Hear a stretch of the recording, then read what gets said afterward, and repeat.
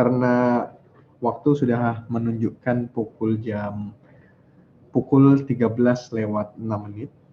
kita mungkin bisa mulai diskusi pada kesempatan kali ini. Dan perkenalkan teman-teman, saya Muhammad Fawaz Syafiq Rizqullah yang akan memandu diskusi kita pada kesempatan kali ini. Bismillahirrahmanirrahim. Assalamualaikum warahmatullahi wabarakatuh. Waalaikumsalam warahmatullahi wabarakatuh. Yang saya hormati Direktur CEDIS UMY, Mas Bapak Dr. Zain Maulana. Yang saya hormati juga pembicara narasumber kita pada siang hari ini, Bapak Dr. Takdir Ali Mukti, yang insya Allah bersama-sama akan menyampaikan berkaitan tentang para diplomasi, seperti itu. Nah, mungkin sebelum kita memulai pada kesempatan kali ini, mungkin kita bisa mendengarkan sepatah dua patah kata dari Direktur Centers for Development and International Studies kepada Bapak Zain Maulana. Waktu dan tempat kami persilahkan. Ya, Assalamualaikum warahmatullahi wabarakatuh. Waalaikumsalam warahmatullahi wabarakatuh. Terima kasih Mas Syafiq. Pertama saya ucapkan terima kasih kepada Pak Takdir Ali Mukti, Pak Dr. Takdir Ali Mukti atas kesediaannya menjadi pembicara gitu ya, ataupun presenter untuk memaparkan riset yang sedang beliau lakukan saat ini gitu. Nah, sebetulnya acara ini adalah rangkaian seminar yang kita lakukan dari CEDIS HIUMY yang kita lakukan untuk memaparkan riset-riset yang sedang berjalan yang dilakukan oleh beberapa dosen HIUMY, khususnya yang didanai oleh UMY gitu ya. Kira-kira nanti sampai bulan Agustus kita akan secara rutin 2 minggu sekali gitu untuk secara bergiliran ada 10 dosen dengan 17 riset yang didanai oleh UMY, tetapi dikerjakan oleh 10 dosen gitu ya. Jadi ada dosen yang mengerjakan 2 riset gitu yang didanai oleh UMY. Nah, insya Allah seminar series ini akan fokus ke situ. Jadi hari ini akan dimulai oleh Pak Takdir dengan memaparkan risetnya tentang para diplomasi di wilayah perbatasan, dan nanti berikutnya insya Allah nanti kira-kira tanggal 24 kalau nggak salah akan ada Bu Ratih ya yang akan memaparkan riset beliau juga gitu tentang norma diplomasi bencana di Aceh, seputar itu begitu. Nah, jadi kira-kira maksud dari seminar series ini adalah untuk diseminasi ide gitu ya, maupun untuk mendapatkan barangkali ada feedback yang penting begitu dari partisipan yang mengikuti webinar ini, sehingga bisa memberikan masukan untuk riset yang sedang dikerjakan oleh dosen-dosen HIUMY. Barangkali itu saja, Mas Syafiq. Sekali lagi saya ucapkan terima kasih untuk Pak Takdir yang sudah bersedia berbagi ilmu dan berbagi riset yang sedang beliau kerjakan. Gitu. Saya kira itu saja. Saya akhiri. Assalamualaikum warahmatullahi wabarakatuh. Waalaikumsalam warahmatullahi wabarakatuh. Terima kasih kami ucapkan kepada Bapak Zain Maulana PhD yang telah memberikan sepatah dua patah kata tentang agenda webinar series dari CEDIS UMY. Langsung saja untuk mempersingkat waktu, kita sambut pembicara kita pada kesempatan kali ini, beliau Dr. Takdir Ali Mukti. Namun sebelum itu izinkan saya membacakan sedikit CV yang berkaitan dengan penelitian beliau. Beliau adalah Dr. Takdir Ali Mukti, Wakil Dekan Fakultas Ilmu Sosial dan Ilmu Politik Universitas Muhammadiyah Yogyakarta, yang mana beliau benar-benar menggeluti ataupun concerns dalam studi para diplomasi. Kita bisa lihat beberapa penelitian-penelitian beliau yang mungkin bisa kita dapati di Google Scholars. Itu ada salah satunya para diplomacy policies and regional autonomy in Indonesia and Korea, di tahun 2020, kemudian The Futures of Peace Between Aceh and Jakarta under Helsinki Agreements 2005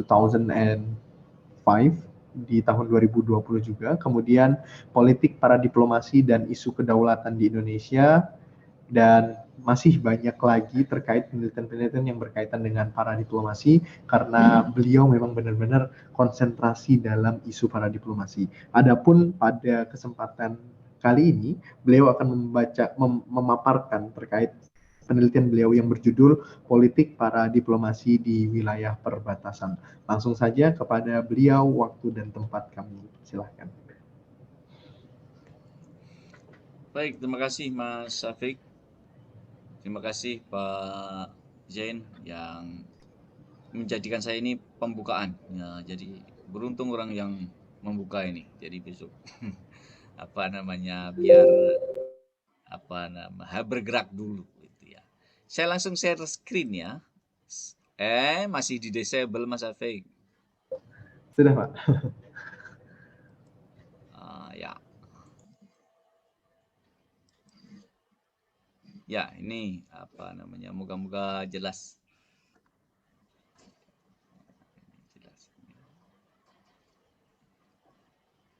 Ya, sebentar. Ya, sini aja. Oke. Assalamualaikum warahmatullahi wabarakatuh. Alhamdulillahirrahmanirrahim. Allahumma shalli ala Muhammad wa ala ali Muhammad. Saudara sekalian, saya ingin bicarakan hari ini, tetapi kadang-kadang saya ada beberapa materi yang saya ulang karena para diplomasi tidak semua kenal ya, sehingga harus paling tidak sedikit saya memberikan ini pengantar begitu. Baik, sebenarnya judul penelitian saya itu fokusnya di Kalimantan Utara ya, tentang bagaimana pandemik ini mempengaruhi governance, tata kelola, kerjasama antar pemerintah local governments yang saling berdekatan. Ya, jadi itu secara teoritik memang para diplomasi itu bisa ya, sifatnya transborder para diplomasi, bisa ya global para diplomasi. Nah, tahun ini saya memang beranjak ke wilayah transborder, dan insya Allah tahun yang akan datang saya akan meneliti tentang kawasan ASEAN ya, kawasan jadi region tingkatannya. Baik, untuk ini sebelumnya saya bagi Anda yang ingin membaca buku para diplomasi juga buku-buku yang lain, silakan Anda lewat ininya UMJ repositorinya UMJ, Anda bisa download free ya, download free. Buku saya nggak ada yang saya jual ya. Itu ya biar jadi jariah saja. Saya juga nggak biaya kok ya. Saya mencetak semua ini tidak ada biaya saya. Saya cuma mengerjakan saja. Anda bisa cari di LibGen, semuanya saya upload di LibGen. Juga Anda bisa cari di repositori UMJ. Kalau pusing pun Anda bisa WA saya. Kemudian ini juga yang jurnal, artikel-artikel jurnal, ada yang open, kadang-kadang di close. Itu Anda bisa download di jurnal yang berbayar sebenarnya itu kalau buka itu ya $30. Kemudian Anda juga bisa yang free kayak macam jurnal UMJ. Ya, kepada mahasiswa UMJ saya harap Anda membaca jurnal UMJ ya, karena itu kekayaan kita yang tidak bisa dimiliki oleh yang lain ya. Jadi banyak universitas yang punya HI tetapi tidak punya jurnal dia. Ya. Nah, baik. Apa sebenarnya yang jadi pokok bahasan kita? mengenai para diplomasi. Pada intinya, para diplomasi itu berbicara tentang kerjasama antara local government dengan local government di tempat lain. Atau local government, tempat lain maksudnya negara lain. Atau local government dengan aktor lain, bukan negara, yang berasal dari luar negeri. Jadi bisa saja para diplomasi itu misalnya local government di Indonesia, misalnya DIY dengan misalnya NGO atau dengan MNC yang bermarkas di luar negeri, itu bisa. Jadi apa namanya, berhubungan dengan aktor-aktor asing lah, intinya begitu. Nah, setiap negara punya aturan yang berbeda-beda. Nah, Indonesia ini itu yang sedang mau kita bicarakan. Indonesia ini punya politik pola diplomasi yang agak ketat ya. Karena kita negara mazhabnya negara kesatuan, bukan federal state. Dan meskipun dalam setiap jenis baik federal state maupun unitary state itu ada varian-varian yang membedakan satu sama lain, tetapi pada umumnya di negara yang federal state itu lebih longgar daripada di unitary state ya. Baik. Kemudian ini pengantar sehingga saya agak lari saja ya. Kemudian para diplomasi itu wilayah yang sangat dekat dengan isu-isu intermestik. Intermestik itu international, domestic. Nah, sekarang kajian intermestik.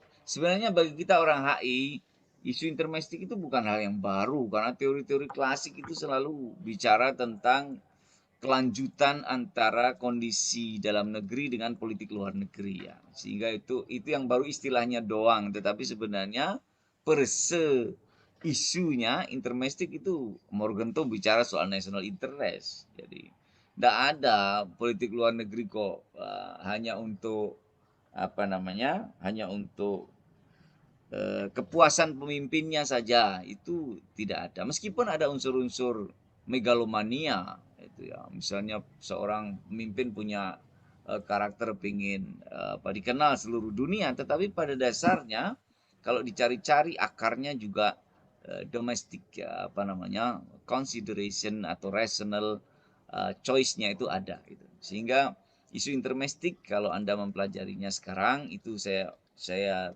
perlu tegaskan bahwa itu bukan hal yang baru. Di teori klasik ya, tentang HI banyak. Nah, posisi para diplomasi itu memang wilayah intersection. Intersection antara foreign affair dengan domestic affair. Dia berada di domestik karena aktornya itu substate.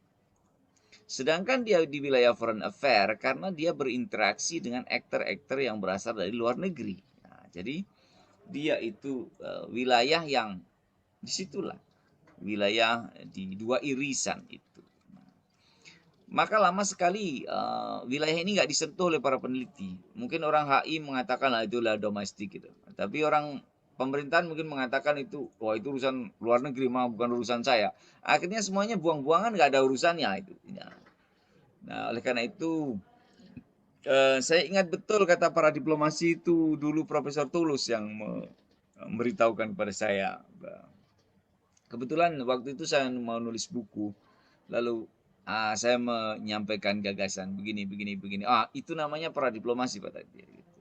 Jadi lebih tepat itu apa namanya langsung pada satu konsep saja. Gitu. Nah, akhirnya saya pakai itu kata dan memang itulah yang dipakai oleh para ilmuwan. Banyak padanan katanya ya, tetapi yang paling apa namanya istilahnya masyhur yang jumhur gitu ya, itu yang dipakai secara umum adalah para diplomasi, yaitu paralel diplomasi, yaitu bentuk hubungan antara substate dengan aktor di luar negeri yang harus paralel dengan national interest di luar negeri. Nah, sehingga patokannya jelas. Kalau dia masih satu gelombang, satu rel dengan national interest, central government itu masih para diplomasi. Meskipun aktornya yang aktif adalah substate. Tetapi kalau itu sudah menyimpang, itu kalau seperti listrik kan konslet itu kan. Ya, kalau kabel listrik sampai ada tidak sejajar, tidak paralel, pasti nanti di kilometer sekian akan konslet. Nah, itu sudah bukan lagi para diplomasi, tapi menjadi namanya proto-diplomasi. Proto-diplomasi yang bisa jadi tujuannya adalah untuk recognition. Nah, bukan sekedar self-government, tapi mungkin adalah recognition as independent state. Ya. Jadi seperti secessionism, seperti rebellion gitu. Upaya menggunakan jalur para diplomasi untuk memperoleh pengakuan itu sebenarnya sudah ada beberapa negara bagian di Eropa ya. Tetapi sampai hari ini gagal. Karena apa? Karena ada solidaritas antar negara pusat. Itu yang kalau itu diberikan ruang pengakuan maka itu akan berimbas kemana-mana. Dan mungkin negara yang mengakui pun akan rawan terkena perpecahan. Jadi para diplomasi sekali lagi patokannya jelas, selama dia masih paralel, makanya disebut para itu kan dari paralel dengan national interest-nya atau national policy-nya central government. Oke, nah skopnya tentu saja para diplomasi apa saja bisa dikerjasamakan, tapi yang tidak bisa dilakukan adalah urusan politik militer, urusan politik. Kalau kerjasama ekonomi, perdagangan, education, investment, transfer teknologi, culture, tourism, is okay. Semuanya oke. Tetapi kalau sudah pada politik, military cooperation, bahkan recognition maksudnya political itu sudah bukan para diplomasi lagi. Jadi seluruh pemerintah daerah di Indonesia itu punya peluang untuk melakukan semua kerjasama non politik dan militer dengan pihak asing. Itu negara kita secara undang-undang aturan sebenarnya bagus, cuma masih batasannya masih kencang sekali. Nah itu mungkin juga bukan sebuah kesalahan, tetapi karena belajar dari situasi Indonesia yang berbeda dengan negara yang lain. Kita harus customize undang-undang kita supaya sesuai dengan kebutuhan kita. Baik, ini beberapa tipologi menurut Robert Kaiser tentang para diplomasi dalam global governance system. Ini dia membagi 3. Jadi transborder para diplomasi yang mau kita bicarakan sekarang. Nanti ada transregional para diplomasi, yaitu with countries and region, jadi ASEAN countries. Mungkin tahun depan saya akan tulis itu. Dan global para diplomasi.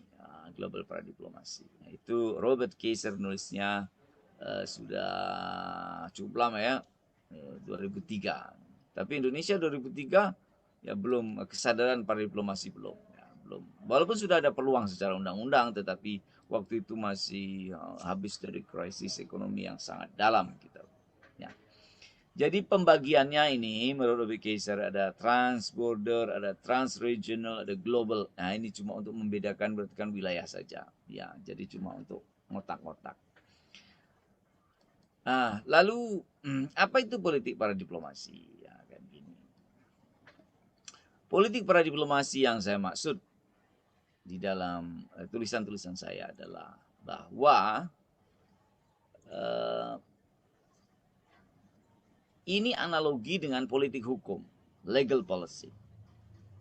Politik para diplomasi diartikan sebagai garis kebijakan resmi pemerintah pusat dalam bidang para diplomasi yang akan dilaksanakan dalam bentuk pembuatan aturan maupun praktek para diplomasi yang berlaku untuk mencapai tujuan negara. Nah, ini sebenarnya definisi ini adalah analogi dari legal policy yang disampaikan oleh Profesor Mahfud MD, ya Pak Menteri Koordinator sekarang waktu menjadi guru besar. Setelah itu beliau jadi ketua Mahkamah Konstitusi. Sehingga pendapat ini saya kira cukup punya akarnya di Indonesia gitu. Nah, maka saya memberikan pengertian tentang sekali lagi politik para diplomasi itu tidak jauh-jauh dari analogi yang diberikan oleh Pak Mahfud itu, yaitu politik para diplomasi sebagai garis kebijakan resmi. Bahasa asingnya adalah legal policy. Garis kebijakan resmi pemerintah dalam bidang paradiplomasi yang akan dilaksanakan dalam bentuk pembuatan aturan. Jadi aturan-aturan itu ada desainnya, ya, desainnya. Namanya politik hukum, ya. Maupun prakteknya. Praktek paradiplomasi yang akan berlaku untuk mencapai tujuan negara. Kok ada tujuan negara? Karena paradiplomasi harus paralel dengan pemerintah pusat. Tujuan negara dari pemerintah pusat. Baik, ini ada beberapa undang-undang yang harus harus dipahami oleh orang HI. Satu hal yang saya selalu tekankan kepada mahasiswa bahwa kita jangan sekali-kali menganalisa satu perkara tetapi tidak menginjakkan kaki kita di tanah. Ya. Apa? Ya, itu undang-undang. Anda berbicara politik luar negeri RI, ditanya, undang-undangnya apa yang mendasari itu? Undang-undang dasar, Pak. Enough undang-undang dasar? Oh, tidak. Jadi yang harus kita pertimbangkan dalam politik luar negeri RI itu tidak hanya undang-undang dasar. Undang-undang dasar itu di breakdown dalam banyak undang-undang. Ya. Baik itu tentang perjanjian internasional, undang-undang tentang hubungan luar negeri, undang-undang tentang pinjaman luar negeri, undang-undang tentang investasi asing, undang-undang tentang perdagangan internasional, undang-undang tentang paradiplomasi ini. Antara lain yang kaitannya dengan pemerintah daerah dan hubungan dengan pihak asing. Jadi itu undang-undang. Belum ada namanya peraturan pemerintah. Peraturan pemerintah tentang kerjasama. Ada kerjasama luar negeri. Peraturan menteri luar negeri. Peraturan menteri dalam negeri. Ya.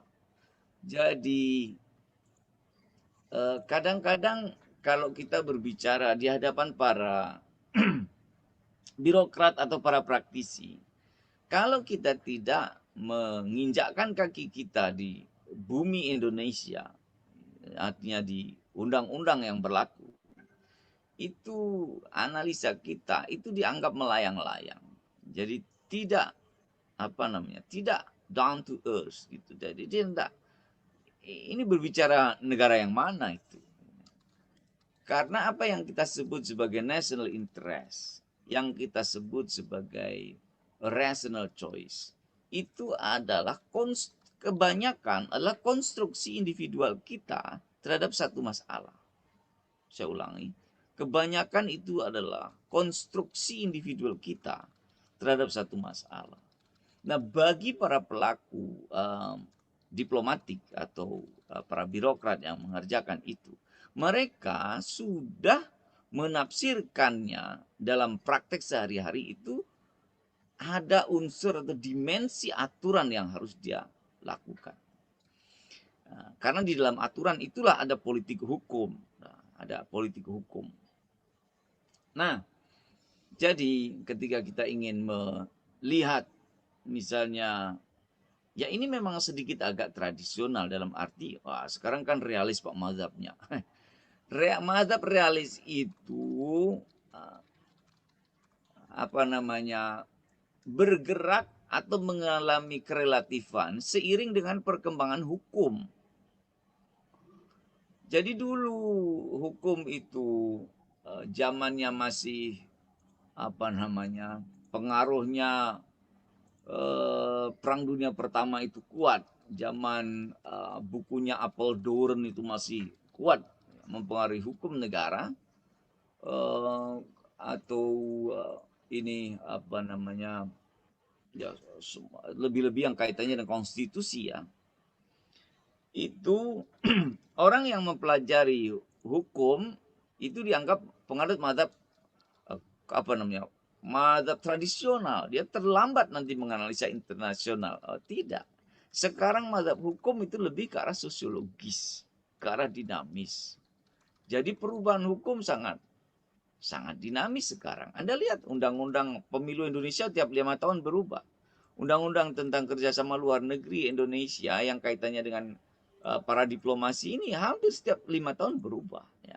Sehingga paling tidak kalau bukan undang-undangnya itu peraturan pemerintahnya. Ya. Sehingga mazhab hukum yang sosiologis itu produknya itu sudah lebih mendekatkan ke arah kepentingan atau tujuan nasional yang esensial. Nah, oleh karena itu saya berpesan pada mahasiswa HI ya, kalau membuat analisa politik luar negeri Indonesia, tentang apa itu misalnya? Tentang lingkungan. Baca Undang-Undang Dasar dan baca undang-undang kaitannya dengan politik, policy tentang lingkungan dan hal-hal yang terkait dengan kebijakan luar negeri. Jangan pernah meninggalkan isu itu tanpa undang-undang. Jangan pernah meninggalkan undang-undang untuk melihat setiap isu yang terkait dengan luar negeri, ya, supaya kita lebih mendekat ke arah realitas. Ya. Baik, ya itu kita akan terasa kalau berbicara di hadapan para birokrat atau para pemangku kepentingan. Kalau di kampus tanpa undang-undang seolah-olah semuanya baik-baik saja analisanya. Oh tidak. Ketika sudah mau dimasukkan dalam mengoreksi policy atau rekomendasi kebijakan, kelihatan terbangnya itu terlalu jauh. Gitu. Baik, ini undang-undangnya. Lalu, nah ini yang saya maksud tipe dari politik para diplomasi itu. Saya membuat kategori ini. Ini indikatornya ada 1, 2, 3, 4. Lalu saya membuat kategori tipe-tipe politik para diplomasi ini. Ada isolatif, ada konservatif, ada progresif. Yang perlu kita pahami sebelumnya adalah bahwa saya membuat tipe para diplomasi, bukan proto diplomasi. Sehingga kalau para diplomasi itu kendalinya tetap pada di pemerintah pusat. Nah, namun meskipun kendalinya di pemerintah pusat, ternyata pada tingkat detailnya itu bisa berbeda. Contoh begini. Yang saya maksud dengan tipe isolatif, konservatif, dan progresif. Kalau Anda baca foreign policy-nya, semuanya akan bunyinya sama. Akan present at the central level of the government. Jadi di pemerintah pusat sangat menentukan. Ya, kenapa? Ya karena kita ngomong para diplomasi. Tapi kalau sudah masuk ke diplomatic role, ini sudah ada perbedaan. Untuk yang saya sebut dengan isolatif itu adalah there is no authority for foreign cooperation initiative, but there are assignment from the center. Jadi adanya itu pelaksanaan kerjasama yang didesain, dilobikan, dinegosiasikan oleh pemerintah pusat saja. Kemudian di yang konservatif, there is an authority on foreign cooperation initiative, but it's fully controlled by the center.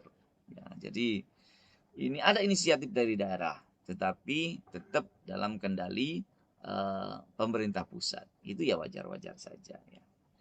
Kemudian yang progresif, there is an authority on cooperation initiative and some diplomacy activities can be carried out by the regional government. Ini yang nanti akan masuk berstrong para diplomasi yang kuat. Jadi saya beri contoh begini. Di Indonesia itu yang namanya diplomat daerah itu kan tidak dikenal. Sementara kalau Anda pergi ke Korea Selatan yang besar-besar, itu mereka mengangkat diplomat-diplomat lokal, dibiayai lokal, baik itu direkrut di negara mereka maupun direkrut di negara asing. Namanya itu konselor. Namanya kadang-kadang ada yang disebut sebagai advisor, foreign advisor. Mereka dibayar. Jadi Anda bisa bayangkan sebuah provinsi Gyeongsangbuk-do itu. Dia menempatkan diplomatnya asing di kota-kota yang penting-penting itu lebih 130 diplomat dibayar. Itu state ya. Itu state. Ada di Jogja ada. Bahkan dia mualaf dari sana, dari Korea ke sini kuliah di UIN. Gitu. Terus jadi mualaf di sini, namanya ganti Islam, namanya Nasir. Aslinya namanya bukan Nasir, aslinya ya wis kayak K-pop kayak lah namanya itu. Saya lupa namanya itu. Ya saya sudah manggil dia Nasir. Dan peran-peran diplomatik lokal itu yang diangkat oleh pemerintah lokal itu benar-benar diberikan keleluasaan. Dan pemerintah pusat trust, dan ini dasarnya, trust. Oke lah Anda lakukan itu wilayah itu. Di Indonesia belum ada itu. Diplomat lokal belum ada. Dulu pernah terjadi ya, mungkin ini yang menyebabkan ada traumatik pemerintah pusat. Jadi dulu itu Jawa Timur itu sempat bikin diplomat lokal, semacam konsul gitu, ditempatkan di Australia Barat. Dia bikin kantor di sana, biaya di sana. Itu zaman setelah reformasi. Jadi seolah-olah lepas terbang gitu. Tapi itu sekarang sudah ditutup. Karena itu terlalu jauh katanya. Terlalu jauh, jangan begitu. Khawatirnya mungkin ada beberapa elemen di wilayah kita yang waktu itu ya, tahun setelah reformasi itu kan banyak yang minta referendum kan, mulai dari Sabang sampai Merauke itu kan. Sehingga gawat juga kalau itu dibiarkan. Nah, jadi diplomatic role di sini ternyata ada variannya. Kalau yang progresif tadi secara diplomatic role saya contohkan Korea Selatan. Ya, policy yang diambil Korea Selatan. Kalau yang isolatif itu saya hanya bisa menunjuk dengan literatur. Itu yang paling kenceng isolatifnya itu adalah Korea Utara. Itu jadi bukan kira-kira karena ini adalah penelitian Rodriguez di Korea Utara sana. Ya.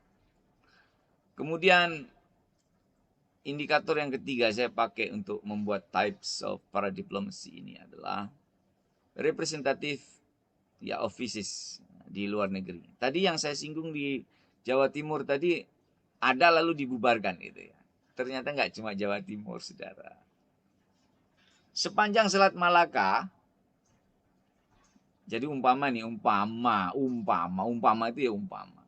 Umpama Indonesia itu ambyar, kira-kira Selat Malaka gabung jadi satu lah. Itu sama Sumatera, itu gabung. Pulau Jawa ini nggak jelas nih, mau gabung Kalimantan apa Sulawesi gitu ya. Itu sepanjang Selat Malaka, itu secara ratusan tahun hubungan antara Sumatera dan Semenanjung Malaya itu kan sudah umurnya ratusan tahun.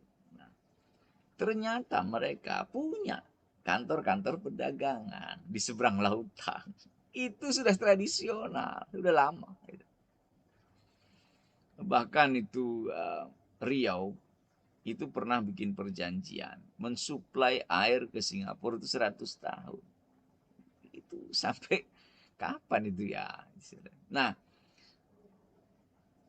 itu oleh pemerintah pusat dipersepsikan sebagai kurang safe. Kurang safe. Dengan perwakilan-perwakilan dan negosiasi langsung seperti itu. Sehingga representasi di luar negeri ini di-cut semua. Di-cut. Meskipun itu kantor-kantor kecil ya, DKI dulu juga punya lah di Tokyo. Ya. Itu di-cut. Nggak boleh. Nah. Tetapi negara macam Korea itu dia mengambil policy untuk local government itu dengan certain kriteria bisa membuka representatif di luar negeri.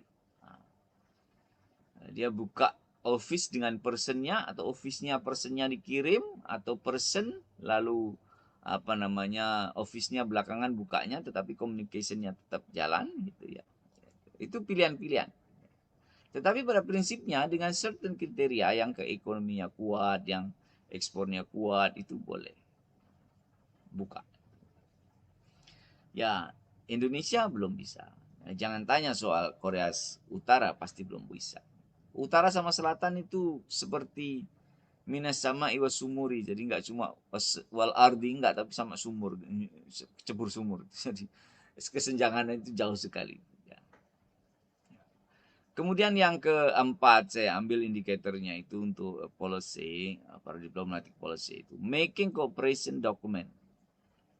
Itu dengan mitra asing itu harus dengan full power, surat mandat. Surat mandat itu di daerah yang isolatif maupun yang konservatif macam Indonesia ada nama istilahnya full power letter. Ternyata di Korea nggak ada itu. Saya menunggui negosiasi kerjasama Yogyakarta dengan Gyeongsangbuk, Chongnam dan sebagainya karena saya ketua komisinya. Itu mereka nggak ada yang bawa surat mandat itu.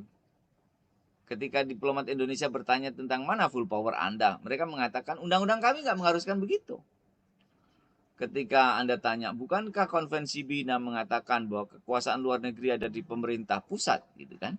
Kalau Anda mau berdebat, mereka mengatakan itu di tempat kami sudah diubah dengan undang-undang domestik, sudah dengan undang-undang domestik, sehingga jika Anda ingin bernegosiasi dengan kami, ya undang-undang kami mengatakan kami bisa tanda tangan tanpa harus mendapat surat mandat dari presiden.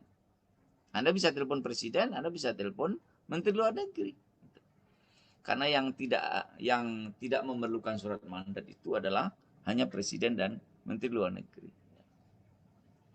Nah, Indonesia tetap sampai hari ini tetap dengan surat mandat. Madhab kita memang konservatif. Ya, makanya saya katakan konservatif. Mereka sudah tidak. Amerika bagaimana Pak? Yang negara gede. Amerika lebih liberal lagi. Yang tanda tangan nggak harus gubernur, tetapi ketua parlemen negara bagian boleh tanda tangan. Nggak harus gubernur. Prosesnya nggak ruwet. Bahkan direktur yang membidangi isu tertentu, misalnya isu ekonomi, kerjasama ekonomi, dengan California itu malah direktur ekonominya. Yang tanda tangan sini gubernur. Makanya gubernur itu tanda tangan satu lembar kertas dengan direktur ekonomi parlemen. Jadi tidak mengharuskan surat mandat supaya lebih fleksibel. Enggak apa-apa tanda tangan mandat pemerintah pusat atau Menlu, enggak. Nah, dari 4 indikator yang saya pakai ini saya membuat 3 kriteria, ya, isolatif yang ini sudah bukan kita ini. Lalu konservatif ini Indonesia saya baca di sini. Lalu saya mengambil contoh yang progresif ini di Korea Selatan. Ini lebih baik. Nah, ini bahasa Indonesia saja. Nah, lalu bagaimana problem pilihan kebijakan politik para diplomasi itu dengan yang terjadi di daerah perbatasan. Jadi saya melihat pada studi sebelumnya bahwa ada kesenjangan respon. Sudah kita konservatif, ya. Kesenjangan responnya itu cukup besar di daerah perbatasan. Kesenjangan itu keterlambatan respon, kekurangsiapan daerah. Itu yang saya maksud dengan kesenjangan respon. Nggak ada diplomat daerah yang bisa mewakili daerah dalam bernegosiasi atau merundingkan kepentingan daerah dengan negara tetangganya, meskipun itu satu jiran, ya, satu tetangga. Nah, pertanyaannya adalah mengapa terjadi kesenjangan respon pemerintah daerah yang besar terhadap kewenangan para diplomasi Indonesia di wilayah perbatasan. Saya melihat, jadi ini masih ongoing, yang daerah Kalimantan, ya. Ada hasil yang kita bisa baca bahwa kerjasama antara pemerintah lokal atau local governments yang berdekatan, yaitu antara Sabah, Kalimantan Utara dengan Sabah itu secara formal memang sudah ada pendekatan resmi. Dilalahnya, dilalahnies kebetulan ya. Itu mereka bikin negosiasinya itu di Jogja sejak tahun 2009. Mereka bikin rapat besar di Hotel Garuda itu. Ya saya bisa seperti disodorkan di depan muka saya kan. Jadi itu saya bisa mengamatinya dari jarak yang sangat dekat. Mereka sebenarnya waktu itu pembicaraannya saya ikuti itu sudah merancang kerjasama ekonomi, inisiasi pertukaran teknologi karena waktu itu ada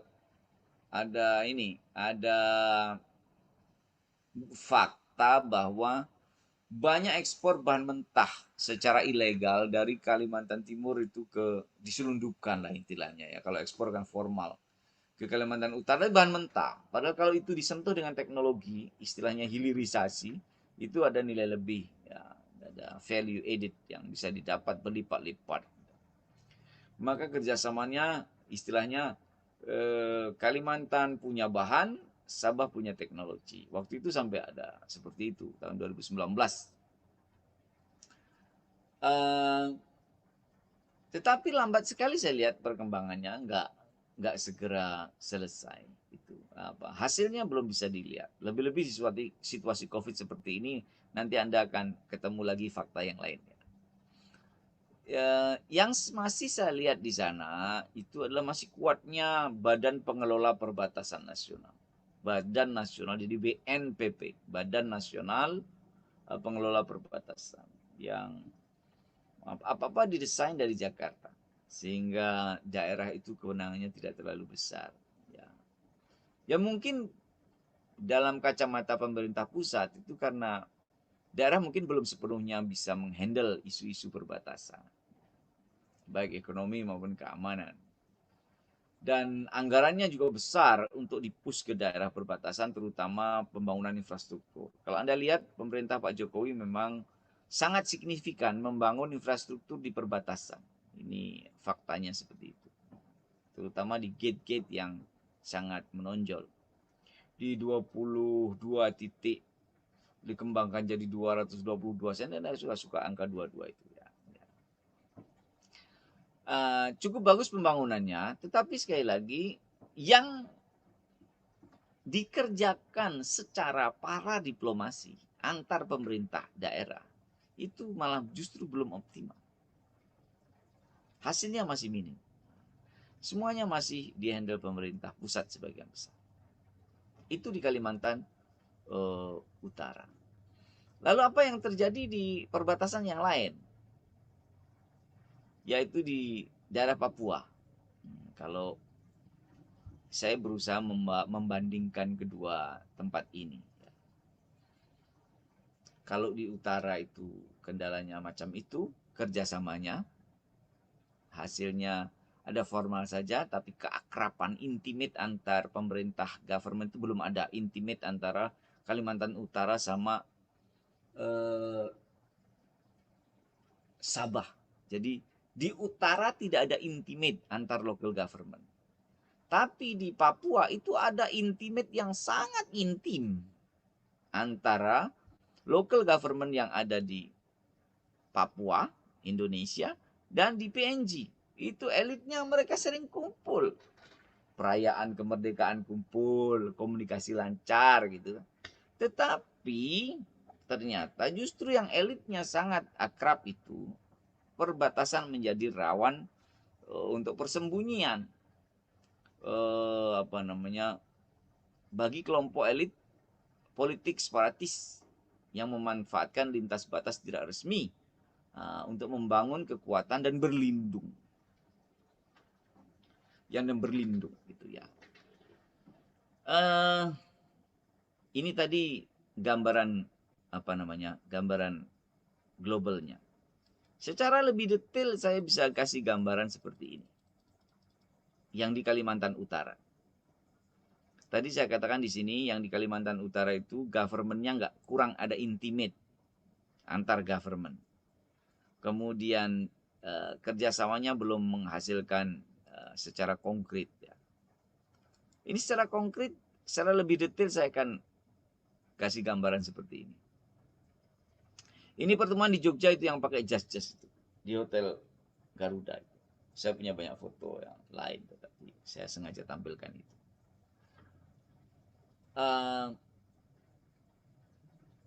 Mereka sudah punya planning bagaimana.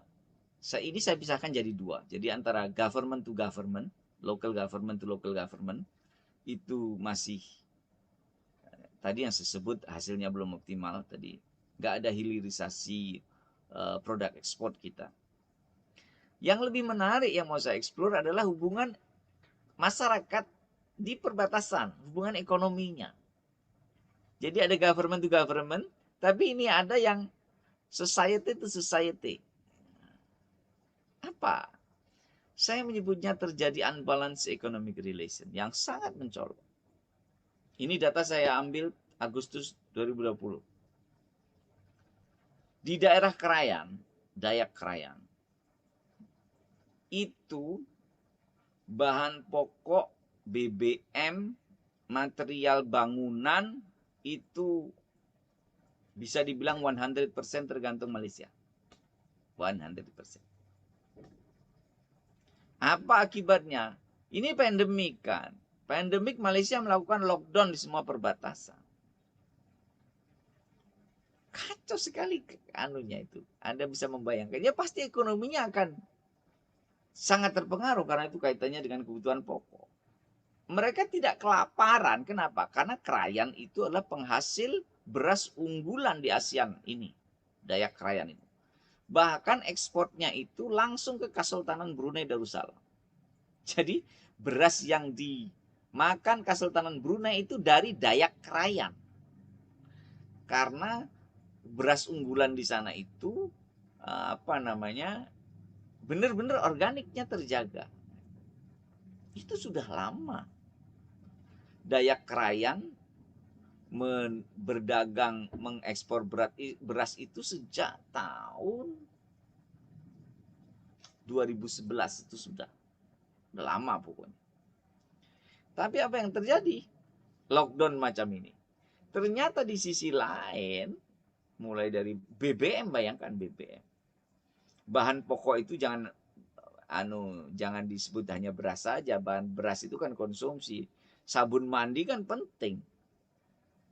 Mulai sabun mandi, semen, besi, bangunan, minyak-minyak minyak kebutuhan sehari-hari, gula, consumer good. Coba Anda bayangkan, misalnya Softtek saja nggak bisa datang ke sana, apa yang terjadi coba? Itu tergantung Malaysia. Itu juga Anda bayangkan. Softtek nggak bisa masuk Dayak Krayan karena di lockdown. Gimana Anda? Pusing sekali. Karena itu sulit sekali dijangkau ya, di daerah atas. Nah, sehingga dampaknya besar sekali. Ya. Jadi kebetulan fokus saya di sini adalah soal governance. Sampai-sampai ya untuk mendatangkan makanan pokok itu bukan membawa makanan bahan pokok dari ibu kotanya Kalimantan Utara dibawa ke Krayan, tidak, tetapi menghubungi ke konsul jenderal di Sabah sana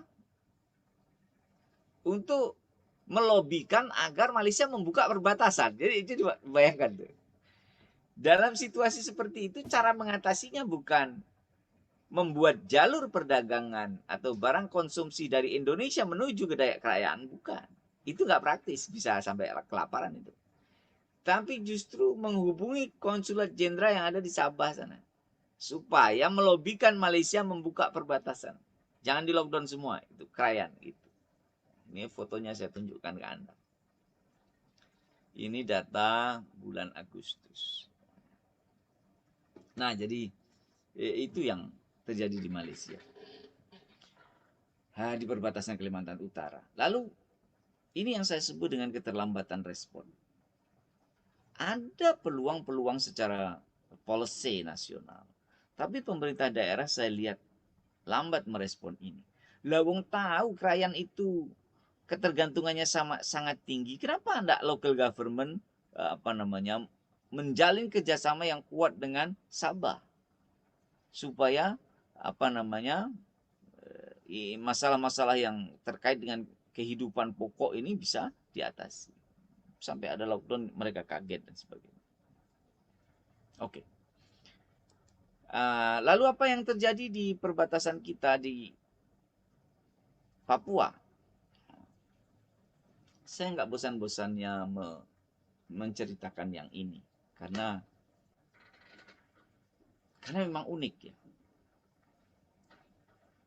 Jadi tadi soal intimate, keintiman dari elit-elit Papua dengan local leaders yang ada di PNG itu sangat intimate. Anda lihat foto-foto yang saya berikan ke Anda.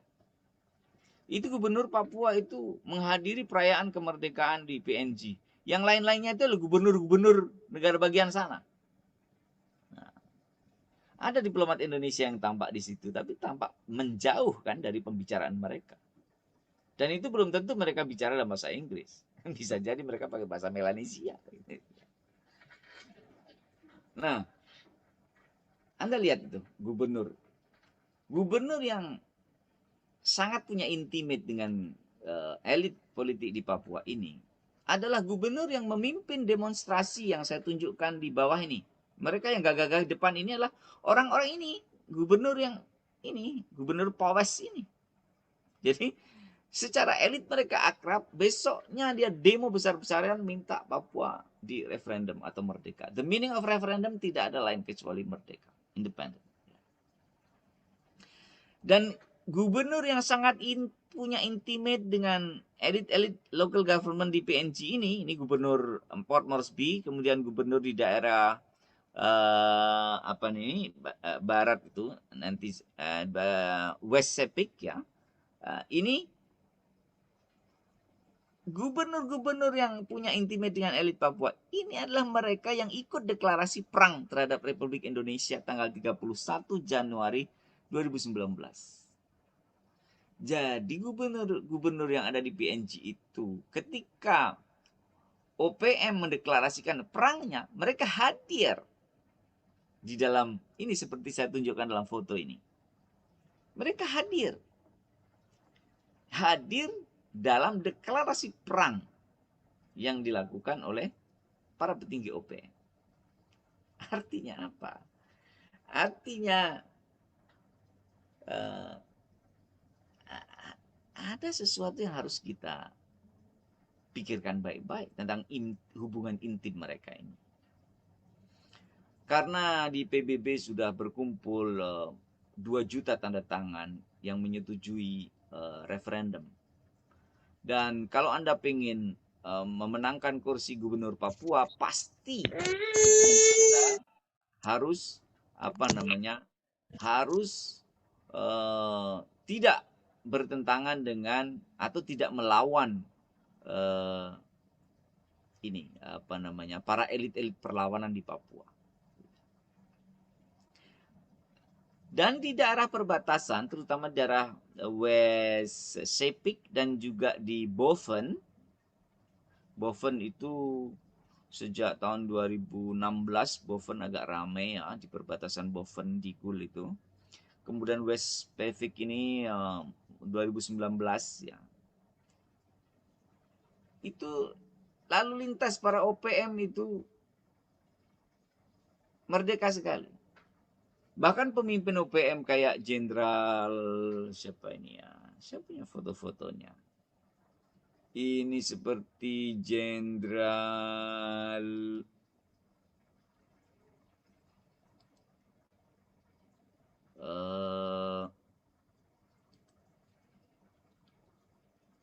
nah ini seperti Jenderal Goliath Tabuni yang kemarin meninggal, kemudian Lekagak.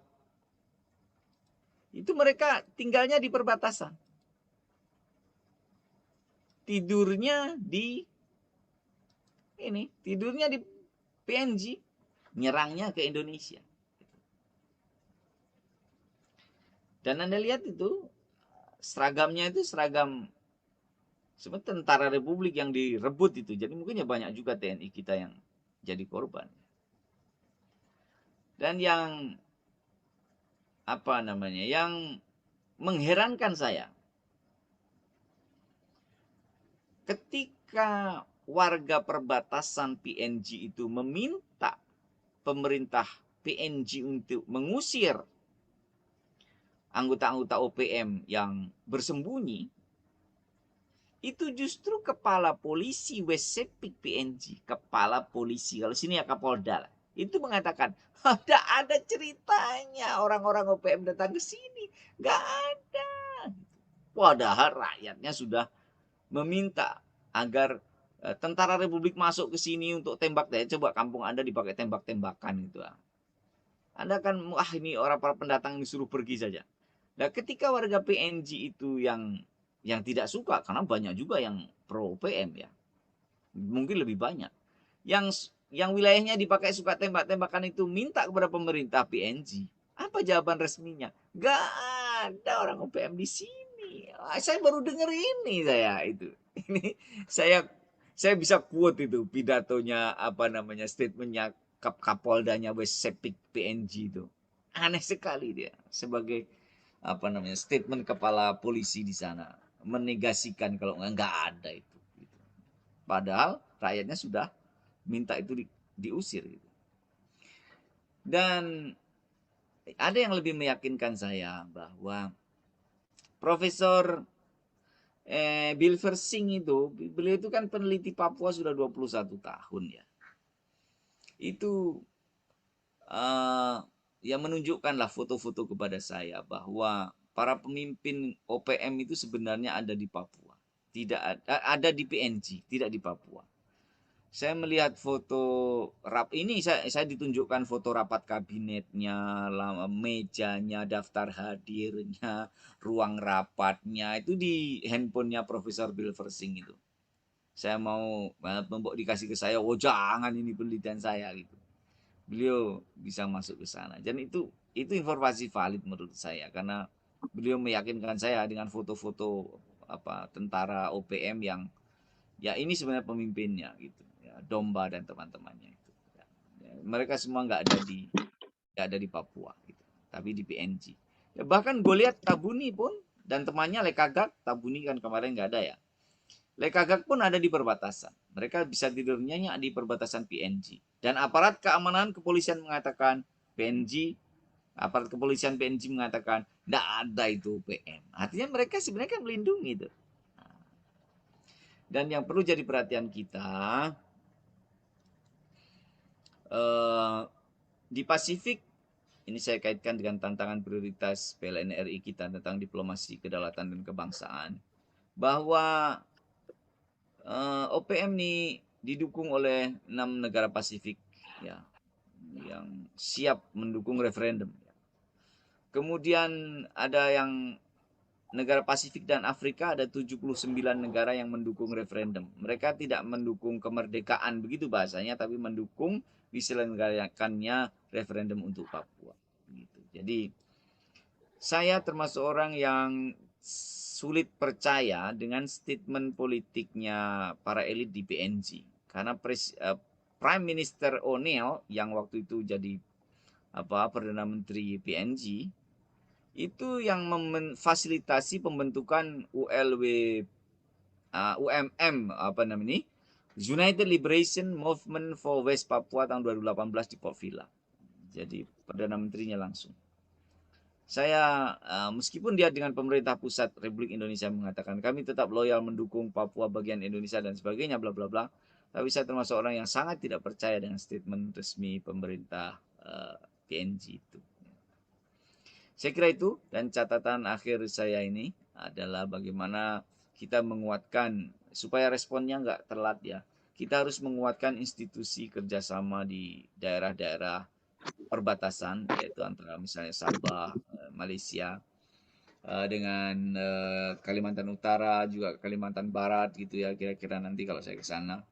Tapi juga kita di sisi lain harus mewaspadai adanya proto-diplomasi, yaitu yang bukan para diplomasi lagi, tapi sudah ke arah rekognisi yang terjadi di Papua. Itu lebih bahaya saya kira daripada isu-isu ya teroris yang akhir-akhir ini mencuat lagi itu.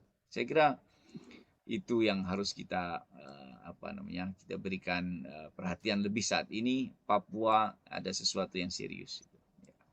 Saya kira begitu Mas Safik, kita bisa diskusi ya. Terima kasih. Baik, terima kasih Dr. Takdir Ali Mukti yang telah memaparkan terkait para diplomasi itu sendiri, dan kita bisa sedikit simpulkan terkait apa yang sudah disampaikan oleh Dr. Takdir Ali Mukti, mulai dari pengertian para diplomasi, kemudian scopes of cooperations on para diplomasi juga, kemudian terkait tipologi dan lain sebagainya. Bahkan beliau juga menegaskan bahwa ketika kita ingin meneliti sebuah masalah yang berkaitan dengan politik luar negeri, maka sebisa mungkin kita untuk mencari dasar-dasar kerjasama ataupun undang-undang yang melandasi terkait politik luar negeri itu sendiri. Kemudian beliau juga menegaskan terkait bagaimana penelitian beliau terkait mungkin bisa dikatakan komparatif terkait para diplomasi antara Pemda Provinsi Kalimantan Utara dan juga apa yang sedang terjadi di Papua seperti itu. Nah, mungkin untuk melanjutkan diskusi kita pada siang hari ini, kita buka buat saudara-saudara sekalian, Bapak Ibu, teman-teman sekalian yang mungkin ingin memberikan pertanyaan ataupun berdiskusi lebih lanjut dengan Bapak Dr. Takdir Ali Mukti. Kepada saudara sekalian bisa menggunakan fitur chat dan juga langsung menggunakan fitur raise hand, kemudian open mic untuk memberikan pertanyaan kepada Bapak Dr. Takdir Ali Mukti. Dan untuk bahan PPT-nya boleh di-share ya Pak ya. Nanti saya akan share. Boleh. Baik, terima kasih Pak. Baik, ini ada yang ingin bertanya dari Bapak Adityo Dermawan Sudagung. Kepada beliau, waktu dan tempat kami persilahkan. Baik, selamat siang. Assalamualaikum warahmatullahi wabarakatuh. Salam. Pak Takdir, mudah-mudahan masih ingat Pak dulu ketemu di Tanjung Pinang Pak. Ya. Ini Pak, terkait para diplomasi tadi kebetulan kan Bapak membahasnya tentang Kaltara ya Pak. Kami di Kalbar di Universitas Tanjung Pura ini kan juga punya perbatasan, dan saya pernah ikut sebuah kegiatan Pak bersama Kemlu dan juga Pemda. Ada satu pertanyaan yang menggelitik Pak dari teman-teman di Pemda itu. Gimana caranya kami bisa bekerja sama atau langsung ngobrol dengan Pemda di negara tetangga, sementara di satu sisi kami harus selalu lapor ke Kemlu. Ya, satu pertanyaan mereka. Nah, itu Pak. Kedua, kalaupun kami mau terjun, gimana cara terjunnya langsung gitu. Nah, itu yang mungkin jadi dilema ya Pak. Apa yang mungkin bisa dilakukan? Apakah mungkin Kemlu perlu bikin kantor perwakilan di perbatasan misalnya kan gitu? Atau gimana Pak mungkin tanggapannya? Terima kasih Pak Takdir. Terima kasih. Langsung saja? Boleh Pak, silahkan langsung. Ada yang lain?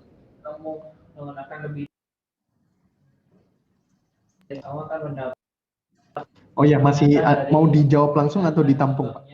Ini ada yang bicara-bicara. Mungkin ada yang... Ada yang raise hand. Bukan. Oh, betul. Ada yang bicara. Oke. Baik, Mas Aryo Bimo, terima kasih responnya.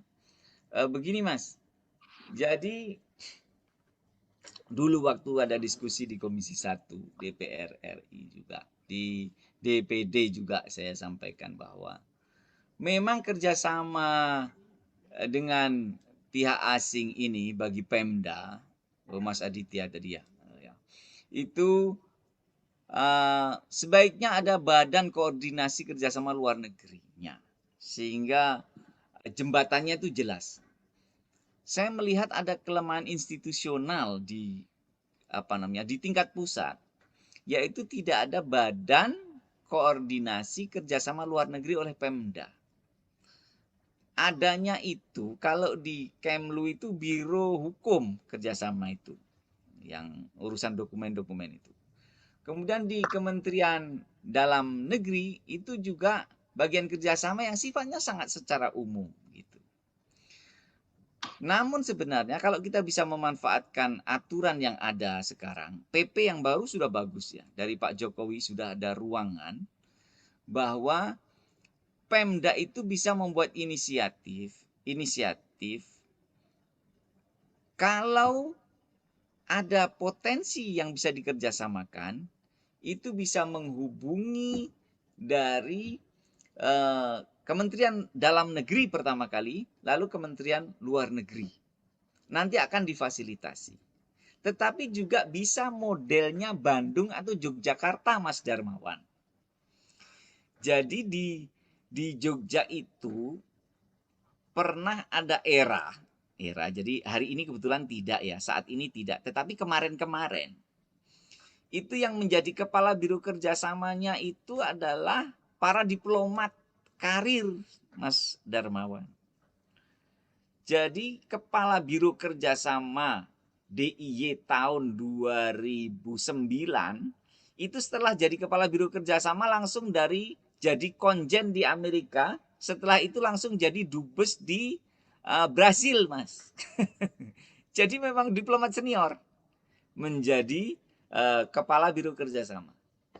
Kemudian tahun setelahnya itu kepala biro kerjasama Yogyakarta itu impor lagi dari Kemlu. Sekarang beliaunya menjadi duta besar di Manama, Bahrain, namanya Pak Nur Sahrir. Jadi itu ternyata tidak hanya Jogja, Jawa Barat juga iya. Waktu saya ke sana, biro kerjasamanya ya diplomat senior. Nah, ada dua cara tadi. Yang pertama, makanya tadi saya katakan penguatan institusi di daerah, karena itu lebih praktis. Misalnya memang merekrut yang menjadi kendala sekarang ya, banyak biro kerjasama. Saya lihat Kalimantan Utara sekarang membuat badan khusus tentang penanganan perbatasan. Tapi yang di biro kerjasama itu jarang yang memang diambil untuk urusan diplomatik. Gampangannya deh, cari sarjana HI-nya di Pemda situ paling hanya satu atau nggak ada mungkin. Jikapun satu adanya di kecamatan. Belum ada, Pak. Juga. Belum ada kalau di Kalbar. Nah, malah belum ada. Makanya kalau di Jogja dulu saya katakan rekrut harus jelas. Sekarang kan merekrut tuh sesuai dengan potensi yang dimiliki calon PNS ya. Itu rekrutlah tenaga-tenaga yang memang punya background kerjasama. Ya, jadi penguatan institusi di daerah sekali lagi, kalau lama membangunnya, kalau membuat karir itu lama sampai menjadi pejabat yang siap, maka sebaiknya mengimpor saja pejabat dari Kementerian Luar Negeri ditempatkan di daerah. Itu memang dengan lamaran gubernur langsung itu, Mas. Itu pengalaman saya begitu. Nah, jadi supaya kan kalau diplomat kan, yang di sebelah Sabah itu teman saya, nih sebelah sini teman saya, urusan Kemlu begini lebih lancar gitu. Ya, sehingga menjalin komunikasinya meskipun di daerah dia sangat lancar berkomunikasi dengan teman-teman dan kedutaan atau konsulat yang ada di luar negeri. Saya pikir begitu, Mas Adityo Darmawan. Terima kasih. Ya, silakan. Baik, terima kasih Dr. Takdir atas jawabannya. Dan apakah sudah menjawab Bapak Adityo? Sudah, Mas. Terima kasih, Mas. Jadi masukan juga soal rekrutmen sama lamaran langsung tadi, Pak. Ya, nanti lamaran langsung ke Kemlu, Mas ya. Siap, Pak. Baik, terima kasih. Sekali lagi kami ucapkan kepada Dr. Takdir Mukti. Kemudian langsung saja kepada Mas Aryo Bimo Utomo, waktu dan tempat kami persilahkan. Oke, terima kasih. Mas Moderator, suara saya masuk? Masuk. Ya, sudah masuk. Ya. Oke, selamat siang Pak Takdir, terima kasih atas presentasinya. Sebelumnya, perkenalkan nama saya Aryo Bimo Utomo, mungkin Bapak sudah kita sudah friend di Facebook tapi belum pernah interaksi. Mas Darmawan juga. Ya, saya punya pertanyaan Pak. Ini kebetulan saya sekarang juga saya sedang melakukan S3 di UNER dengan tema para diplomasi, insya Allah mengikuti jejak jenengan. Dan kedua saya juga sekarang tergabung di tim evaluasi Sister City-nya Pemkot Surabaya. Dan saat ini ada satu hal yang mungkin saya dan tim itu identifikasi sebagai mungkin masalah utama, yakni ketika kota itu masih belum punya inisiatif. Jadi sebagai informasi Surabaya ini lebih banyak pasifnya Pak. Jadi sister city yang dilakukan Surabaya itu lebih banyak dipropos oleh negara lain, sehingga Surabaya bisa dikatakan masih belum punya grand design tentang para diplomasi yang akan dilakukan ke luar negeri. Nah, mungkin apakah Pak Takdir ada masukan mengenai bagaimana cara kita atau mungkin cara Pemda untuk membuat grand design kota, para diplomasi kota, sehingga nanti bisa menjadi landasan bagi kerjasama di masa depan. Kalau memang bisa dilakukan seperti bikin, maka step-step yang harus dilakukan seperti apa? Karena saya juga sebenarnya sudah ada gambaran banyak, tapi masih belum tahu bagaimana untuk mensistematikannya. Mungkin dari itu dari saya cukup. Terima kasih. Dan saya juga berterima kasih Pak. Dulu skripsi saya sangat terbantu oleh bukunya jenengan. Mungkin Ya Mas, moga-moga manfaat. Ya. Mungkin di kesempatan berikutnya kita bisa kolaborasi di apa? Ya. Terima kasih Mas. Ya. Matur nuwun Pak. Mungkin itu dulu dari saya. Terima kasih. Selamat siang. Assalamualaikum. Selamat siang. Ya. Baik, silahkan kepada Bapak Dokter Takdir Ali Mufti untuk bisa menjawab. Mas Aryo, buku saya yang baru jenengan sudah terima, yang Anda bisa download langsung. Oh belum Pak, tadi yang di link itu ya, yang di link. Yang tadi saya tunjukkan di slide awal. Ya ini buku ini sebentar ya. Yang ini apa nih? Ini ya, ini buku ini bisa Anda download bebas ini Mas. Nanti ketik saja politik para diplomasi gitu. Nanti tulis nama saya di situ, nanti akan ada link yang menunjukkan sampean bisa download buku itu di repository open itu. Atau kalau tidak nanti di repositorinya UMJ, atau nanti minta ke panitia, saya send ke panitia. Gitu. Begini Mas Aryo, jadi step-step itu saya tulis beberapa di buku saya yang ini dan di buku saya sebelumnya. Dan di buku saya yang baru itu saya katakan perlunya blueprint pemerintah pusat tentang para diplomasi, blueprint, sehingga arahnya itu secara nasional itu ada gitu. Dan itu juga saya ulang-ulang ketika saya diundang misalnya ke DPR atau ke DPD, saya ulang-ulang itu bahwa penting sekali buat blueprint. Kalau tidak, daerah-daerah itu resikonya dua. Diajak oleh siapa saja, kasusnya itu Surabaya itu, diajak oleh siapa saja, yang belum tentu itu relevan dengan kebutuhan Surabaya. Sehingga yang terjadi banyak dokumen itu mati suri, mati enggak, hidup enggak itu, tapi ada dokumennya gitu. Tapi risiko yang kedua, kalau daerahnya atau pemimpinnya terlalu kreatif, itu dia bisa bikin kerjasama yang liar sekali dengan daerah yang jauh banget. Masa dari NTB bikin kerjasama dengan Staliningrat ini ngopo gitu. Kemudian Malang, maaf ini kalau ada yang dari Malang ya. Malang itu kerjasama dengan tepi barat Palestina. Piye Mas? Mau kerjasama apa? Gitu. Jadi kan itu menurut saya aneh ini. Ini mau diukur dari mana itu? Itu karena sekali lagi secara nasional belum ada blueprint tentang arah politik para diplomasi ini. Secara undang-undang sudah bisa kita baca lah arahnya. Cuma policy-nya tidak sejelas politik nasional bahwa prioritas tahun ini. Itu kan kita jelas sekali. Tapi kalau politik para diplomasi ini yang ke luar negeri belum ada blueprint-nya. Nah, bagaimana daerah bisa mempunyai semacam blueprint itu? Itu bisa disisipkan di RPJMD, Mas. Rencana Pembangunan Jangka Menengah Daerah, RPJMD. Kalau yang kayak DIY itu bisa bahkan disisipkan di RPJP, Rencana Pembangunan Jangka Panjang. Nah, RPJMD lebih mudah dibuat karena itu dibuat setiap pergantian gubernur dan dikuatkan dengan peraturan daerah, atau bupati wali kota ditetapkan dengan peraturan daerah.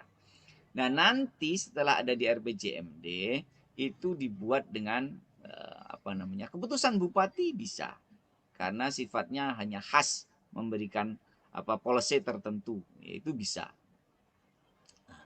Jadi apa tujuan kerjasama satu daerah itu ditulis, tentu saja akan rentetannya kan dari Undang-Undang Dasar, kemudian Undang-Undang Pemda, tadi yang pasalnya saya sebutkan tadi, kemudian peraturan pemerintah tahun 28 tahun 2018, kemudian Permenlu, kemudian Permendagri yang terbaru itu, yang ada di buku saya Permendagri yang terbit tahun 2020 itu.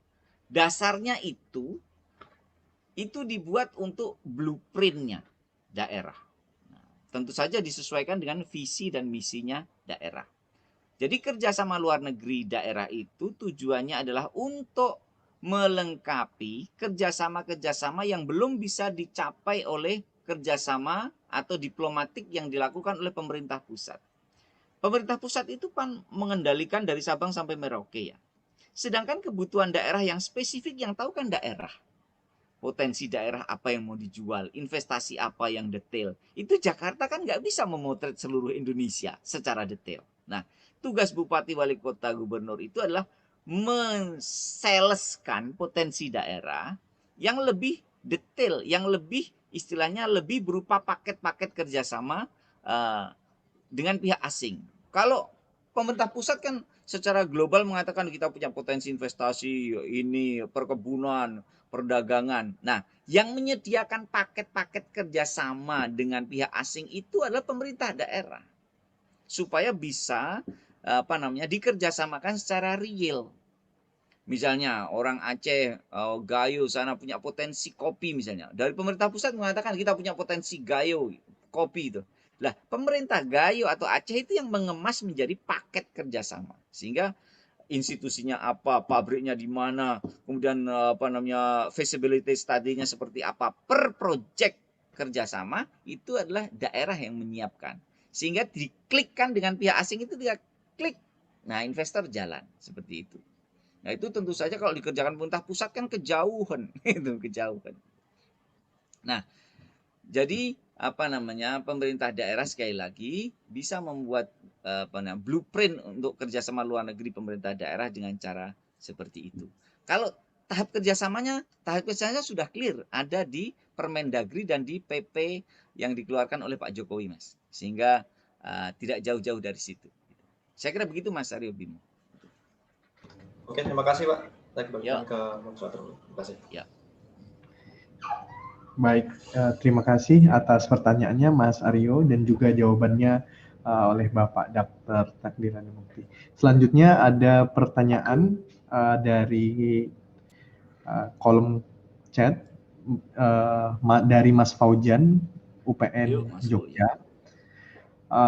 Beliau bertanya, apakah memungkinkan keterlibatan para diplomasi untuk menyelesaikan batas negara, seperti kasus di perbatasan Boven, di Goel, ada wilayah ulayat di wilayah Papua yang merupakan wilayah ulayat atau dimiliki suku PNG, ataupun sebaliknya ada wilayah ulayat adat atau adat yang masuk di wilayah PNG namun pemiliknya orang Papua, warga negara Indonesia. Bagaimana peran para diplomasi dalam menyelesaikan permasalahan seperti ini? Dan terima kasih dari Mas Faujan UPN Jogja. Silahkan kepada Bapak Dr. Takdirani. Oke, terima kasih Mas Faujan. Ya, kita ketemu lagi. Kayaknya kita pernah ketemu ya, Mas Faujan ini. Jadi para diplomasi itu sebenarnya kalau tadi sejak awal saya sebutkan soal skop para diplomasi, saya nggak masuk wilayah penyelesaian ini. Kan ini lebih ke arah politik hukum ya. Saya tahu yang dimaksud kampung yang di Mas Faujan itu, namanya Kampung Woro di situ. Kampung Woro di perbatasan Digul itu memang 100% itu miliknya Republik Indonesia. Tetapi ada satu waktu terjadi Mas, di situ tuh terjadi bencana alam, tanahnya bergeser itu loh. Sehingga kampung sebelah itu bubar. Kampung yang ada di PNG itu bubar, penduduknya yang wilayah PNG itu masuk semua Kampung Woro. Lah itu 100% ini orang PNG, tetapi wilayahnya 100% miliknya negara Republik Indonesia itu. Tapi menurut hukum adat mereka itu mereka mengatakan enggak masalah, itu semuanya nenek moyang kami gitulah. Karena seperti kita tahu bahwa batas negara itu adanya adalah lebih belakangan daripada batas kebudayaan. Atau kalau dibalik, batas negara tidak identik dengan batas kebudayaan. Kalau batas negara kan kita menganut asas utis possidetis, karena kita menganggap Papua sebagai jajahan Belanda sejak pembentukan penguasaan benteng tahun 1826 itu.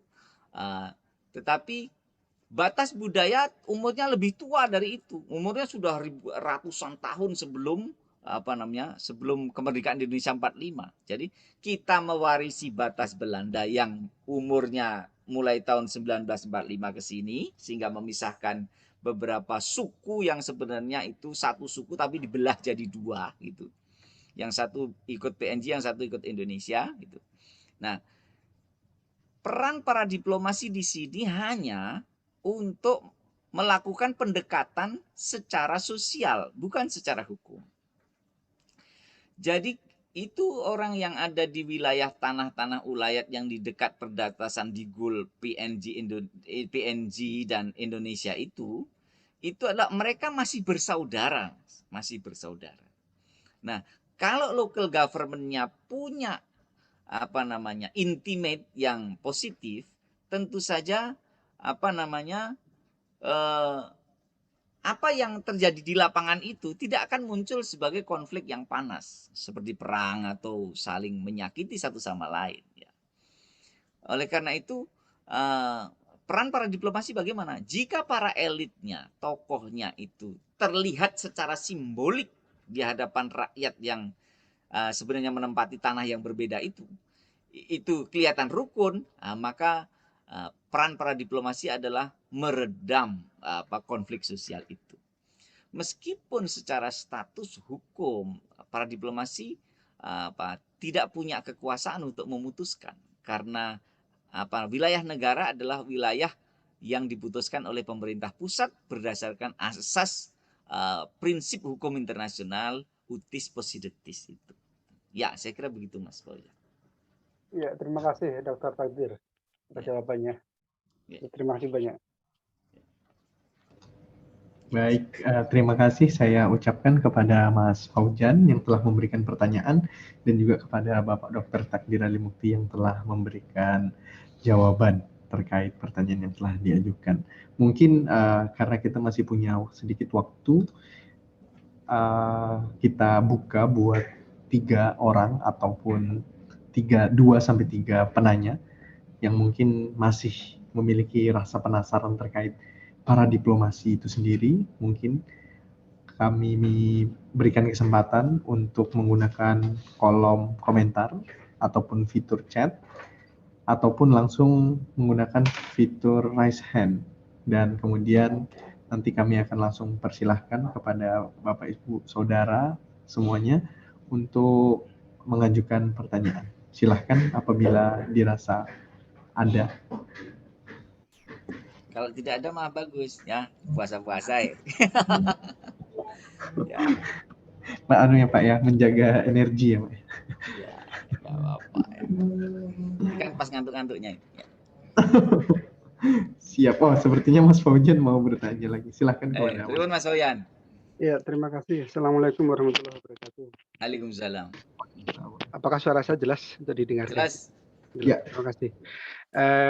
Saya sedikit tidak bertanya, mungkin sedikit menanggapi. Ya, saya kebetulan pernah juga ke Krayan beberapa kali ke tahun kemarin, Oktober November itu ke 4 lokasi PLBN yang sudah dibangun. Ke Entikong, Badau, kemudian ke Senyamuk dan ke Long Midang. Memang kemarin tadi disampaikan memang ketergantungan kita ke wilayah sebelah sangat tinggi sekali, apalagi di Krayan itu sebagian besar memang kebutuhan hidup masyarakat di sana dari Krayan semua, karena jalur satu-satunya hanya pesawat. Jalur darat dari Malino sama sekali belum tembus, jadi memang susah sekali. Bahkan memang informasi di sana kemarin misalnya, ya tadi disebutkan juga oleh Pak Dr. Takdir, bahan kebutuhan untuk bangunan sebagian besar juga dari wilayah sebelah itu. Iya. Semen harganya bisa mencapai 1,5 juta seperti dulu di Papua itu misalnya itu. Allah, iya itu Sangat-sangat mahal paku sekali. aja berapa ratus ribu. Iya. Ya, saya sendiri sempat membeli air mineral itu seharga 20.000 itu yang 300 mili itu yang biasanya untuk 2.000 Ya atau Allah, 2.500 ya sampai ya. 20.000 itu. Ya, Masya Memang Allah. transportasi baru menggunakan pesawat saja dari Nunukan itu. Oke, Tapi ada satu hal yang kemarin saya lihat itu agak berbeda. Kalau oke. di wilayah Kalimantan Barat relatif tidak ada masalah kalau jalur meskipun Indonesia bergantung dengan wilayah Sarawak, tapi kan jalur Oke. darat dari Pontianak kan masih lancar, gitu. Jadi relatif bisa terpenuhi kebutuhan pokoknya itu. Oh, gitu. Eh, Meskipun barang-barang dari wilayah Sarawak memang susah ditemui seperti mungkin Milo Malaysia dan lain-lain agak susah ditemui di wilayah Entikong atau juga di Bado. Kalau ada pun harganya cukup tinggi juga itu. Ya, Karena melewati jalur-jalur tikus itu yang butuh jalan yang panjang itu. betul. Tetapi ada kasus yang menarik yang di Sebatik Aji Kuning itu produk Hmm, Malaysia itu cukup gampang masuk gitu. Cukup gampang betul. masuk ke wilayah Sebatik Indonesia itu, Aji Ya, Kuning itu. Sehingga barang-barang ya, Malaysia pun sangat mudah ditemui di Nunukan atau bahkan sampai di Tarakan pun cukup banyak itu. betul. Yang saya cermati sepertinya ada perbedaan kebijakan juga pemerintah Sabah dengan Sarawak. Kalau Ya, yang Sabah itu sangat ketat sekali sepertinya ya, terkait dengan arus lalu lintas barang itu. ya, Sementara yang di pemerintah Sarawak itu sangat ketat sekali ya, gitu. Karena kebetulan yang di Long Bidang Krayan mungkin masih masuk wilayahnya itu masih masuk dengan Sarawak itu kalau tidak salah itu. Di Long ya. Bidangnya itu yang di wilayah dengan Mbak Kelalan itu dengan calon PLBN-nya itu. Oke. Itu kan masuk wilayah Sarawak itu. Jadi memang sangat ketat sekali sepertinya pemerintah Sarawak dibandingkan pemerintah Sabah itu. Karena saya cermati memang perbedaan yang sangat signifikan produk-produk Malaysia yang terutama yang lewat wilayah Sarawak dengan wilayah Sabah itu. Oke. Itu. Ya, ya, ya. Itu saja. Oke. Terima kasih. Ya. Terima kasih, Mas Fauzan. Jadi saya langsung saja Mas Safik ya. Ya, terima kasih sekali Mas Fauzan. Itu memang ada yang harus lebih kita cermati lagi, yaitu soal peredaran mata uang. Kalau Mas Fauzan perhatikan, itu kan tabungan masyarakat yang ada di Sebatik itu kan lebih banyak menyimpan ringgit daripada daripada rupiah. Kemudian yang Krayan itu masyarakat juga banyak menyimpan mata uang negeri sebelah. Itu memang sesuatu yang sangat mengusik hati kita. Kebetulan saya itu ngantar anak-anak KKN di daerah-daerah perbatasan itu, Mas. Saya ngantar KKN di Sabah, di hotel saya itu di seberang Pulau Sebatik itu, tapi sudah negeri tetangga. Saya kalau keluar dari nongolkan kepala saya dari hotel, ya karena anak-anak tinggal di dekat gereja, saya mengajar juga di gereja situ. Anak-anak juga di base camp gereja memfasilitasi pendidikan di situ. Saya kalau melongok dari hotel saya itu ngelihat Pulau Sebatik itu sudah, masya Allah. Jadi betapa pulau kita yang di perbatasan itu benar-benar banyak bergantung dengan denyut ekonomi di negeri sebelah. Ya, jadi tepat sekali sebenarnya Pak Presiden Jokowi melakukan pembangunan infrastruktur yang besar-besaran dan ini akan di-push tahun 2001 ini agar lebih terkoordinasi dalam pembangunan ekonominya. Itu menurut saya sangat tepat sekali. Karena waktu kami berbicara dengan Universitas Kebangsaan Malaysia beberapa waktu yang lalu, itu mereka dengan bangga mengatakan bahwa bagaimana kami ini berbuat baik kepada tetangga. Jangankan kepada rakyat kami sendiri, pada tetangga pun kami servis. Mereka tunjukkan foto-foto daerah yang listriknya disuplai dari Malaysia. Itu kan saya geli juga sebagai peserta seminar di sana itu.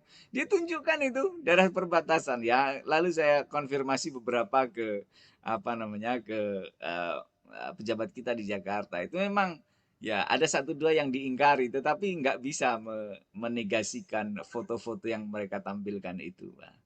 Eh, Sehingga menurut saya apa namanya terima kasih sekali tadi informasinya.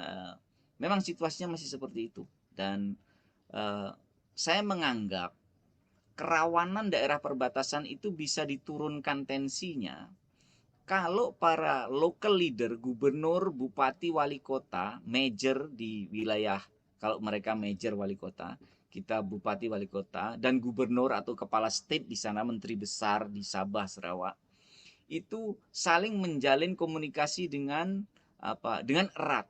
Jadi saya membayangkan perbatasan itu dipilin dengan kerjasama para diplomasi. Sehingga kalaupun ada konflik yang sifatnya border, untung ya sepanjang perbatasan itu konflik border sudah redam dari apa namanya outstanding border problem waktu itu sudah selesai dengan Malaysia ada 7-8 titik waktu itu. Tetapi itu belum semuanya clear 100% kan masih ada daerah-daerah lain. Itu kalau dipilih dengan kerjasama diplomasi maka pendekatan yang sifatnya militer atau politik Jakarta itu akan lebih bisa turun. Pendekatannya lebih ke arah humanity, ke arah sosial. Jadi misalnya ada masalah satu titik yang ya ini belum bisa kita selesaikan lah masalah sini itu. Tetapi jangan sampai itu meletup menjadi masalah yang lebih besar ya karena itu jangan sampai ada ketegangan di perbatasan yang tidak mengenakkan misalnya. Itu saya kira bisa diredam itu secara sosiologis kalau para elit di perbatasan itu memiliki komunikasi yang baik. Nah, yang saya sebut dengan kerjasama para diplomasi transborder itu. Jadi menjalin perbatasan dengan kerjasama di antara para elit-elit sepanjang perbatasan. Itu bayangan saya. Saya kira begitu, Mas Safik. Baik, terima kasih Pak Dr. Takdir Ali Mufti yang telah memaparkan dan juga memberikan tanggapan terkait apa yang juga sudah ditanggapi oleh Mas Faujan seperti itu. Mungkin karena waktunya sudah sebentar lagi dan tadi sudah dijelaskan banyak sekali terkait bagaimana peran para diplomasi, kemudian bagaimana pentingnya para diplomasi itu di perbatasan-perbatasan Indonesia yang masih membutuhkan banyak akses, baik itu akses dari segi ekonomi dan lain sebagainya, yang mana dibutuhkan peran dari baik itu pemerintah pusat dan juga pemerintah daerah untuk sama-sama mendukung dan juga mensupport untuk para diplomasi itu sendiri. Dan mungkin sebelum kita menutup pada sesi pada kali ini, mungkin boleh kepada Dr. Takdir Ali Mufti untuk memberikan closing statement untuk sesi pada kali ini. Kepada beliau kami persilakan. Terima kasih Mas Safik. Terima kasih pada para peserta diskusan pada siang hari ini. Dan yang penting beginilah, para diplomasi itu kan diskusi yang sedang kita gulirkan. Dan penelitian yang saya lakukan ini adalah penelitian ongoing. Sehingga nanti di akhir penelitian saya pasti akan mengadakan publikasi. Dan tempatnya Pak Adityo Darmawan itu cepat atau lambat pasti insya Allah saya datangi Pak. Jadi nanti kalau bisa kita kerjasama Pak Darmawan. Oke, nanti kita joinan penelitian di daerah itu mana itu Tanjung Bulan gitu. Saya pengen sekali ke sana. Samar Bulan Pak. Oh, mana? Samar Bulan. Samar Bulan ya.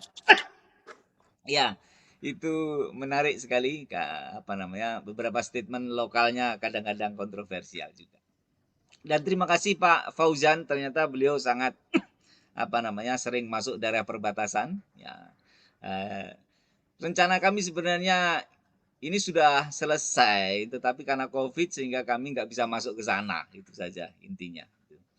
Terima kasih sekali dan tema kita tentang transborder saya harapkan bagi yang membutuhkan literatur silahkan download atau hubungi saya atau panitia free saja. Kita semua saling membantu menguatkan literatur. Ini suara saya habis. Terima kasih. Besok ketemu lagi. Assalamualaikum warahmatullahi wabarakatuh. Waalaikumsalam warahmatullahi wabarakatuh. Terima kasih Pak Takdir. Saya ucapkan terima kasih banyak kepada Dr. Takdir Ali Mufti dan juga kepada seluruh partisipan yang hari ini mengikuti webinar series yang diadakan Cedis, dan mungkin teman-teman yang saudara-saudara sekalian yang menginginkan terkait publikasi atau penjelasan yang lebih detail lagi, teman-teman semuanya saudara-saudara sekalian bisa menghubungi melalui Instagram Cedis. Di Instagram nanti teman-teman bisa DM ataupun lihat postingan-postingan yang berkaitan dengan penelitian. Mungkin itu aja dari kami. Sekali lagi saya ucapkan terima kasih banyak kepada seluruh pihak yang sudah mensupport dan mendukung diskusi perdana kita pada kali ini.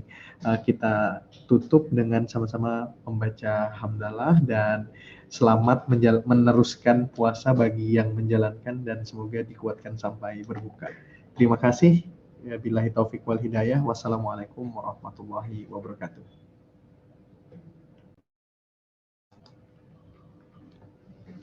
Yep.